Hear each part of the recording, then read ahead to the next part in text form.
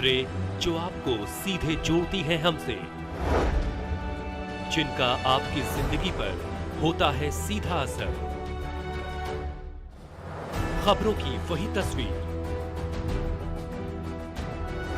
बिना बदले बिना डरे, जज्बा सच का लिए, सच दिखाते हैं। नेशन भारतवर्ष, आपके जरूरत की खबर।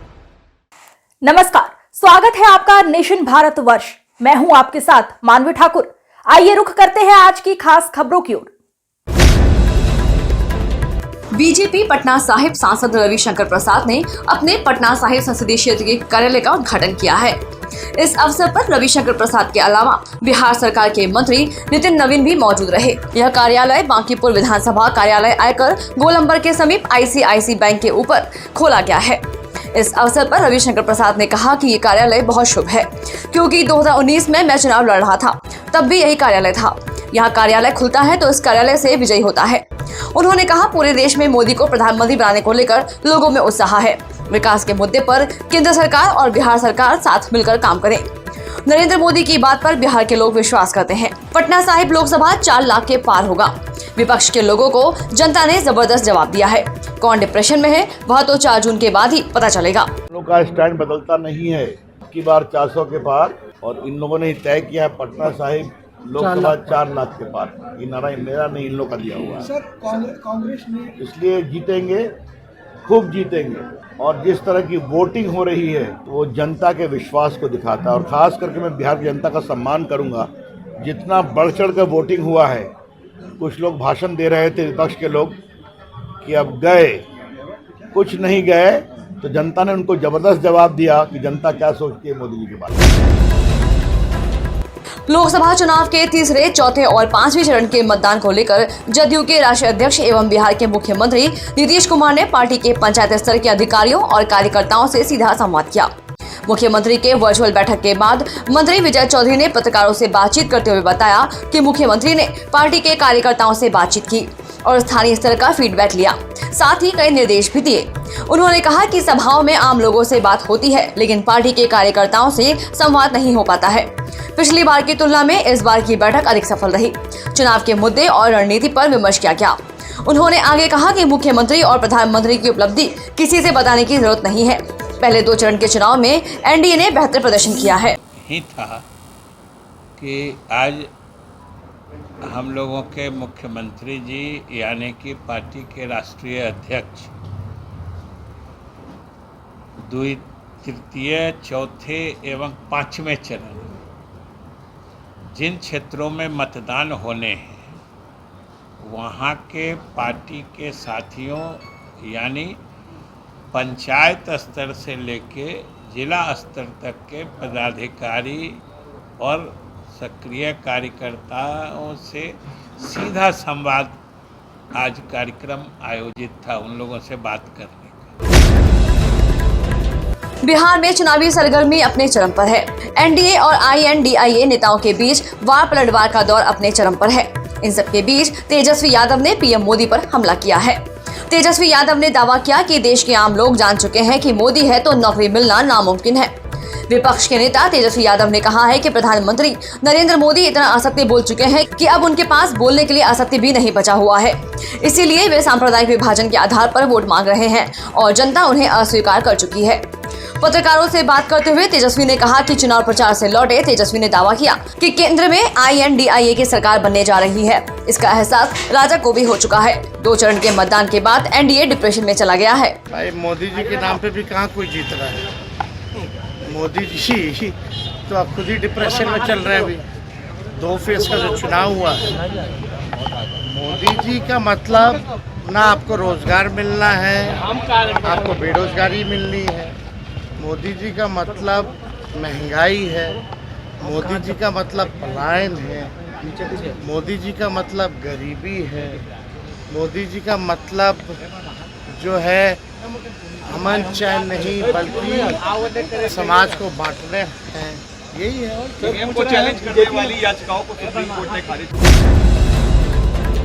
पटना सिटी लूटकांड में मुख्य 3 लोगों को पुलिस ने गिरफ्तार किया है और अनेक की गिरफ्तारी के लिए छापेमारी की जा रही है। प्रेस वार्ता कर अनुमंडल पुलिस पदाधिकारी 2 पटना सिटी के डॉक्टर गौरव कुमार ने बताया कि बीते 22 अप्रैल को 0 माइल स्थित अमेजिंग कंपनी के कर्मचारी विवेक कुमार अपनी मोटरसाइकिल से कंपनी का पैसा बैंक में जमा करने जा रहे थे। इसी क्रम में अपराधियों ने पटना साहिब स्थित ओवरब्रिज पर हथियार के बल पर दिन दहाड़े रुपयों से भरा बैग लूट कर फरार हो गए।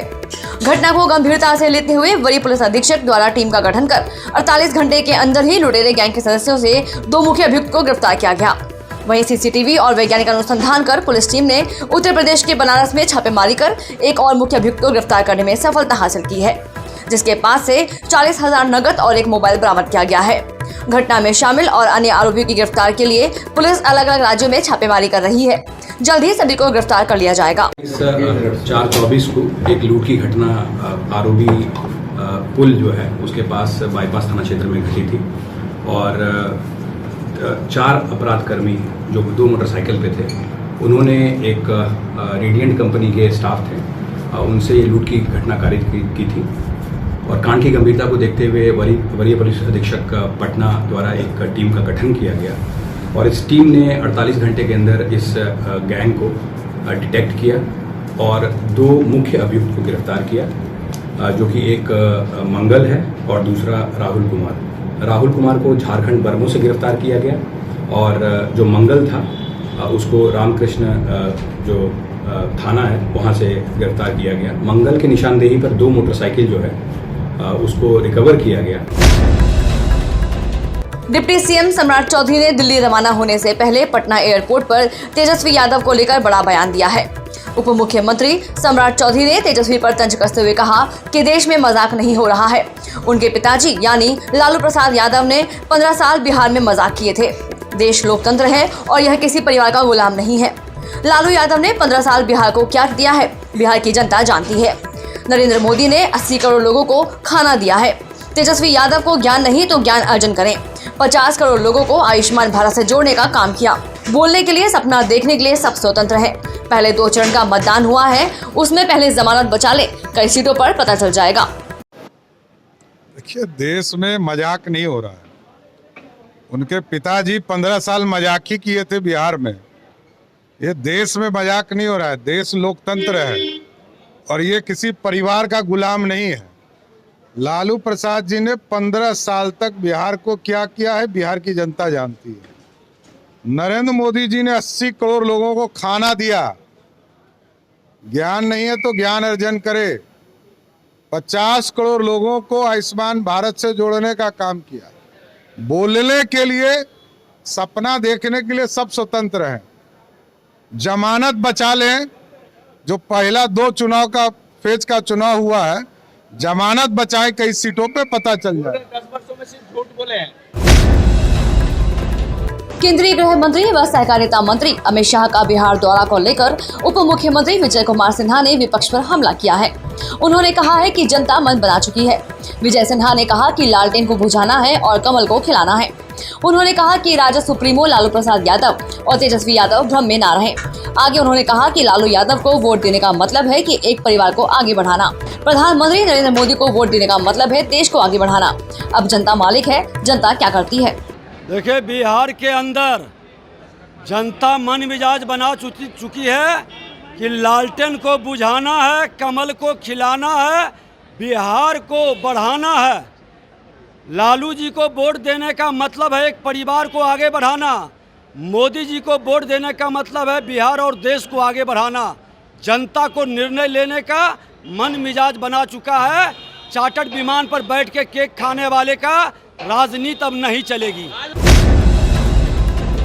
बिहार के आरा में जदयू के वरीय नेता विश्वनाथ सिंह के घर असामाजिक तत्वों द्वारा फायरिंग करने का मामला सामने आया है। यह घटना शहर के नगर थाना क्षेत्र के गांगी मोहल्ले में शनिवार की देर रात घटी। घटना के बाद जदयू नेता विश्वनाथ सिंह द्वारा इसकी जानकारी भोजपुर एसपी और नगर थाना पुलिस को दी गई। घटना के बाद देर रात को पुलिस घटनास्थल पर पहुंचकर मामले की जांच में जुट गई है। साथ ही विश्वनाथ सिंह ने इस घटना को लेकर नगर थाना में एक लिखित आवेदन भी दिया है।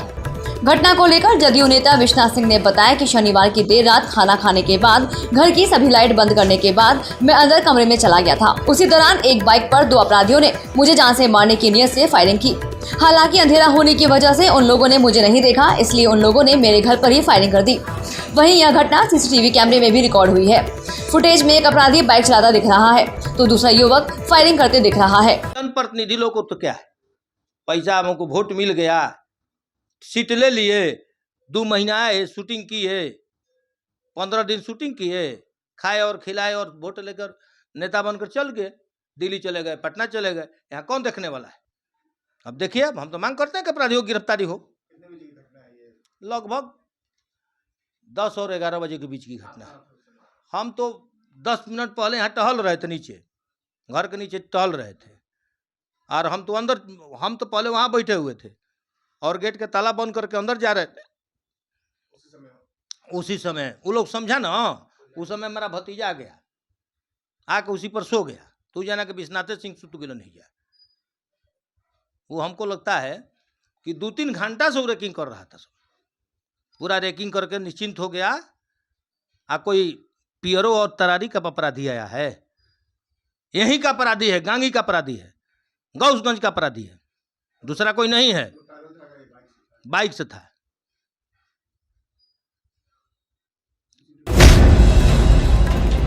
लोक जनशक्ति पार्टी रामविलास के राष्ट्रीय अध्यक्ष चिराग पासवान ने नेता प्रतिपक्ष तेजस्वी यादव पर बड़ा हमला बोला है।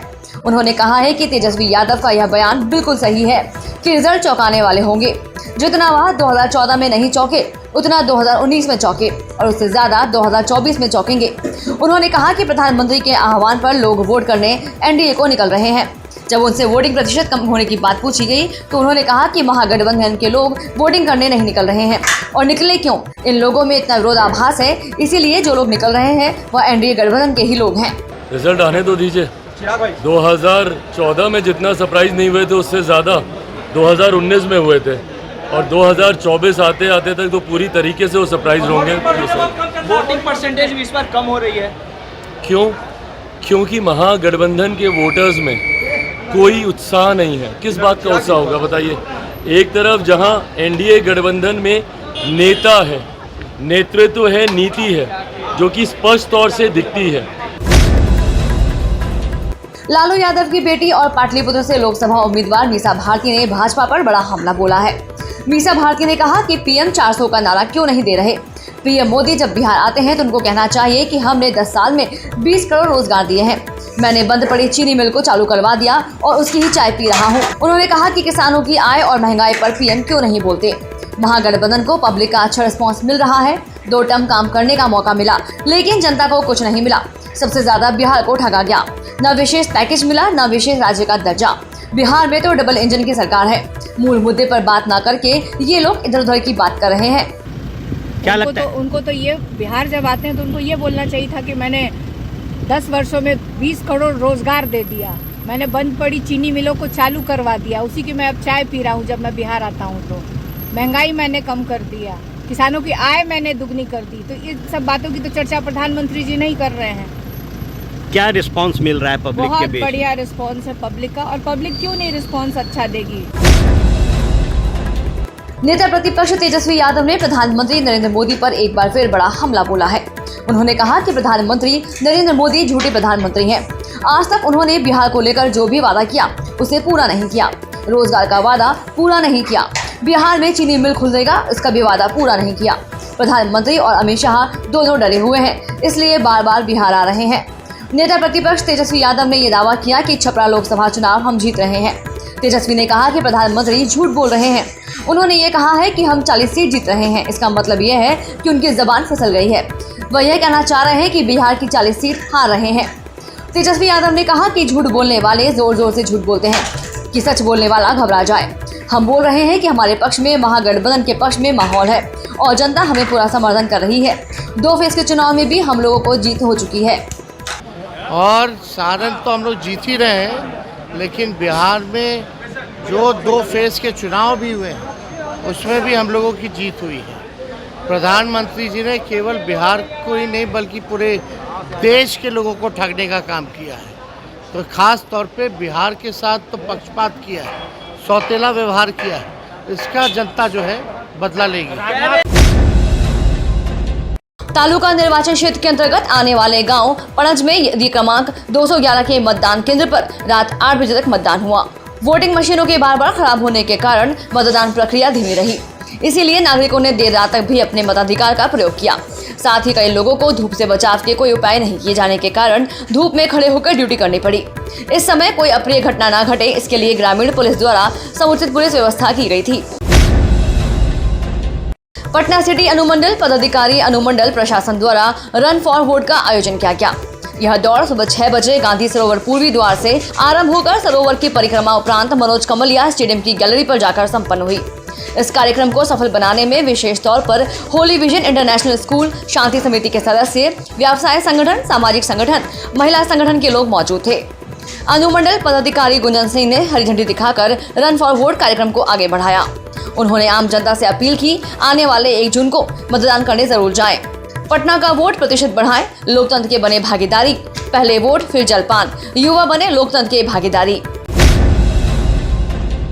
नशा तस्करी के खिलाफ दून पुलिस को एक बड़ी सफलता हाथ लगी है। चेकिंग के दौरान प्रेम नगर क्षेत्र में नंदा की चौकी के पास 3 ड्रग तस्करों को दून पुलिस ने पकड़ा, जिनके पास से हाई प्रोफाइल ड्रग LSD के 2058 लॉट्स व 6 ग्राम हेरोइन बरामद की गई है, जिसकी अंतर्राष्ट्रीय बाजार में कीमत 2 करोड़ 5 लाख की आंकी गई है। पूछताछ में अभियुक्तों ने बताया कि डार्क वेब के माध्यम से वह इन ड्रग्स को मंगवाते थे और उनके द्वारा यह कॉलेज स्टूडेंट्स व प्राइवेट पार्टियों में सप्लाई की जानी थी, लेकिन पुलिस की मुस्तैदी के चलते उनकी योजना नाकाम साबित हुई। अब पुलिस इनके पीछे अन्य तस्करों की भी तलाश कर रही है। देखा जाए तो पूरे देशों में सबसे ज्यादा जो कारोबार है वो इलीगल आमतौर ड्रग्स का ही, और ड्रग्स इसलिए ज्यादा मुश्किल होता है कि इसकी छोटी सी क्वांटिटी भी पकड़ना, क्योंकि छोटी छोटी क्वांटिटीज में आता है, तो अगर ये पार्सल में, कुरियर में या किसी भी माध्यम से अगर सप्लाई होगा तो उसको पकड़ा जाना बहुत ही मुश्किल काम होता है, बिना सूचना के, बिना लगातार कंटिन्यूस वर्क। उत्तराखंड में वन विभाग जंगलों की आग को लेकर बड़ी चुनौती से जूझ रहा है। गढ़वाल से लेकर कुमाऊं के जंगल धू कर जल रहे हैं। वहीं वन विभाग आगजनी की चुनौतियों को देखते हुए अब शरारती तत्वों से कड़ाई के साथ निपटने का फैसला कर चुका है। दरअसल उत्तराखंड में वन विभाग ने अब तक 196 केस दर्ज किए हैं। यह केस जंगलों में आग लगने वालों के खिलाफ दर्ज किए गए हैं। इसमें कुल 23 आग की घटनाएं ऐसी हैं जिन्हें लगाने वालों का वन विभाग ने पता लगा लिया है। इन मामलों में कुल 29 लोगों को नामजद किया गया है, जबकि 176 केस अज्ञात व्यक्ति के खिलाफ दर्ज किए गए हैं। खास बात यह है कि इस बार वन विभाग ने जंगलों में आग के लिए सीधे तौर पर DFO को जिम्मेदार बताया है। साथ ही जंगलों में लगने वाली आग के लिए DFO को खुद मौके पर जाने के निर्देश दिए गए हैं।